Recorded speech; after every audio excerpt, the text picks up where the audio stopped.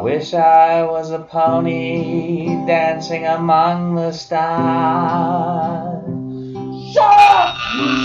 Everything you're about to hear is truthful, at least as far as you know. The Stool with Matt Nic.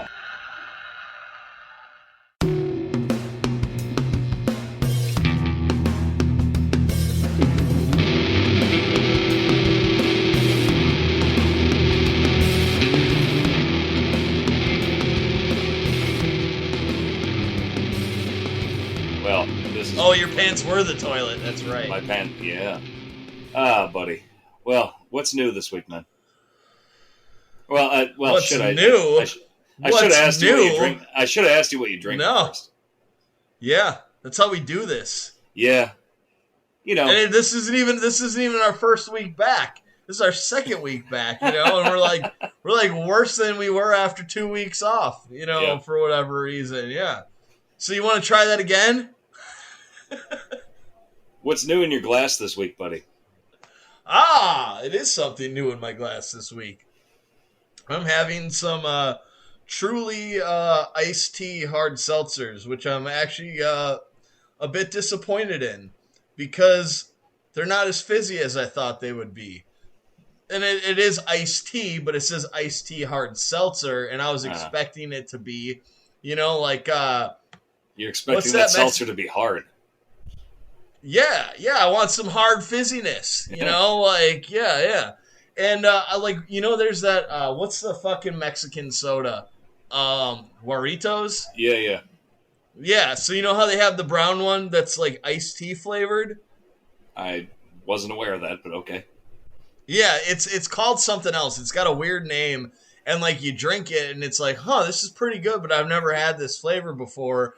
I can't remember what it's called, but I looked it up, and it's like an iced tea flavor. And then you're like, oh yeah, that does taste like iced tea. I just never had iced tea soda before, So I was expecting to get that kind of balance of, bubbles and iced tea and all that sort of stuff. But it's just kind of flat, and the flavor's just okay. And this is the first time I've had a hard seltzer product that I'm not too keen on, but.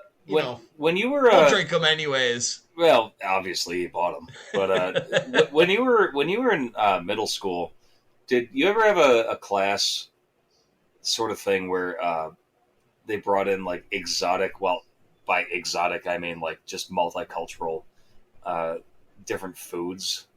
That happened to me in middle school, where different kids would pick certain ethnicities to bring foods for the rest of the class to try. And I had these Mexican suckers that were apple flavored on the outside, but they had this internal ball of chili powder pretty much, and they're fucking disgusting. No, they do some pretty I think cool, but it all depends obviously too. That could be nasty, but I do like a lot of the more interesting flavors that like Mexican candy. There's some pretty, well, that is what you're talking about, Carlos. They do some interesting things with the flavors down there, I gotta say, but never had those. I do have you ever had a chili powder chocolate ball, a spicy chocolate ball? It's really fucking good, actually. No, I can't say I have. I mean, I've had plenty of, due to my heavily German heritage, lots of booze candy growing up, but never had that.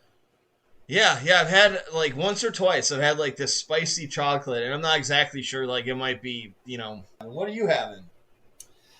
I'm drinking some of that Labatt's Blue. Oh, Labatt's, nice. A little something different. Yeah. Oh yeah, I like that. Little Canadian Pilsener.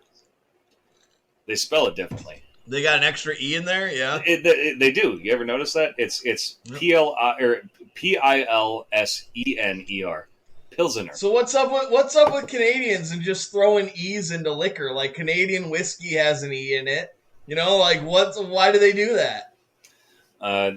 Probably to just compensate for how often they say A. That's where I was thinking too. Yeah, it's something to do with saying A all the time. Yeah. Just throwing the little E.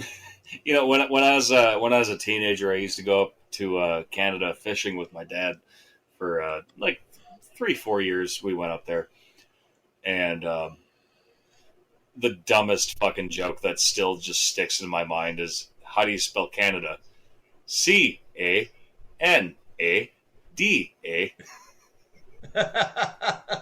Wait, E? No, D. Oh, it's all you said E. I was like, what? Yeah. Canada. Yeah, that's pretty good. C-A-N-A.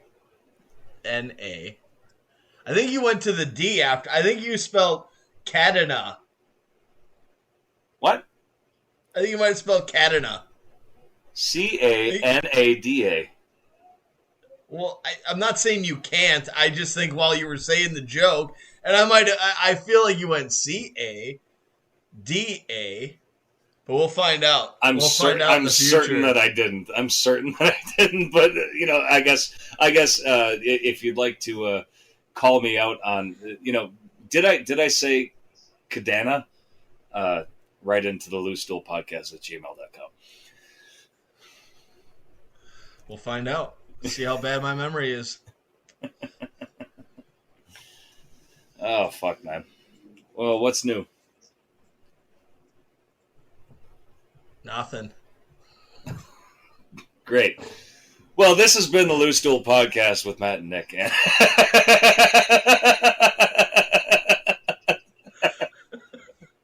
Thanks, everybody, for listening. Don't forget to subscribe for more great content coming from you. What if we did put out a 10-minute episode like that? It wouldn't bother me none. I don't give a shit. This is ours to do what we want with it. If we show up, we don't got shit to talk about, or because we already just had like a really long conversation that then hey, guess what? We don't got shit to say this week, but we figured we'd record something for you anyways, Yeah, we're just gonna check in. Yeah, we'll see you later. But well, I do have just oh shit. I have an experiment to perform for you right now. So last week we talked about how there was the whole hubbub of people being magnetic after their COVID shots, right? So you can see, Nick, obviously this being an audio platform. You're gonna set it up, but let me do the play-by-play, so right, I can describe what's happening for the audience. But set it up, and then I'll describe what's going on. Right. So shortly before we started recording, I came home from getting my second Moderna COVID shot, and apparently you're supposed to be able to. Not be able to. You're supposed to be magnetic after you get your shots, right? So I have in my hand a quarter, and Nick can see, y'all can't see, but I got, this is the exact bandage, I still got it on there, of where I exactly You almost called that shot. out. I thought you were setting up a gag. I'm like, do you got some tape on your arm to make it stick right? But it's your No, it's your bandage. No, I get it. I've seen. I realized before I asked, too, that it was your bandage. I was just saying, oh, you tricky motherfucker. You're trying to do something here. I'm not that clever. So I got this bandage sticking here. I will place now a quarter next to my open wound. And open wound, it's a pinprick. Yeah. Here we go. Oh, look, it fell off. Oh, maybe I was tricking you, and maybe I just dropped it on the table. That was all made up. Matt's making shit up, Okay, but let me do it for real here. Let me do it for real. Oh, look, it's stuck. Look, it's sitting there. In no way do I have my arm extended, so that gravity and friction are keeping it there. There's no way other than that I'm Magneto now. Is that quarter sticking next to my shot? Oh, wait. I turned my arm and it fell off. Boy, if what we come out with this at the start of this episode is a visual gag, we are really not doing so hot today. If only you could see if only people could see what just happened. You got to trust us. It was hilarious. Nah, man. You be the voice of the public because they can't see. The quarter did not stick. All the same, all those. I mean, but you didn't even try. You just set up the joke. I wanted to see you actually try to make it stick. This is what I wanted. I want to see you actually try to make it stick. I don't see how this is going to transfer to audio any better than what I already did. But let's go. I told you. Wait. Exactly. Wait. Exactly. This is what I wanted to set up. Wait. Uh-oh. There it went. The sweat finally. I kept trying to get in there to explain what was happening. What literally happened just there. Yeah. He kept saying, wait, but I was trying to explain. Matt literally just now actually tried, and the quarter did stick.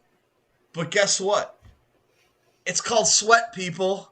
For fuck's sake, you fucking morons. Like, come on. But it did really stick. That was fucking hilarious. I knew it would if you just tried. That was weird for a second. That was weird for a second.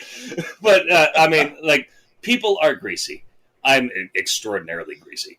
So, let's chalk it up to that rather than the fact that I got a shot, an hour ago.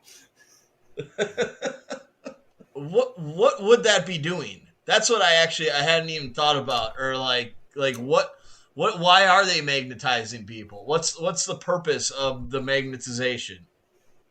I mean, as far as their theories go, this is natural selection, which is like a total misnomer for, like, this would not be natural selection if they're trying to kill people. Like, if you get the shot, maybe they just have a giant horseshoe magnet in the sky that they're going to drag around pick people up and just pick people up and take them to concentration camps. I guess that's their plan. I don't see it working personally because I stay indoors most of the time outside. Well, and the magnet would get ripped out of your skin. If we really were, obviously we're just making shit up here. But it's in your blood. All of your blood is magnetized now. That's the point. Is that you become a human electromagnet. Your heart and brain are creating the electricity to keep your blood magnetized electronically, and then you get pulled up into the giant sky magnet, and they drop you into some sort of test facility where they drop a nuke. I need to ask for real. Do people that believe this believe in what you said, that their entire blood has become magnetized? Is that really what they think? I think so, as far as I can tell.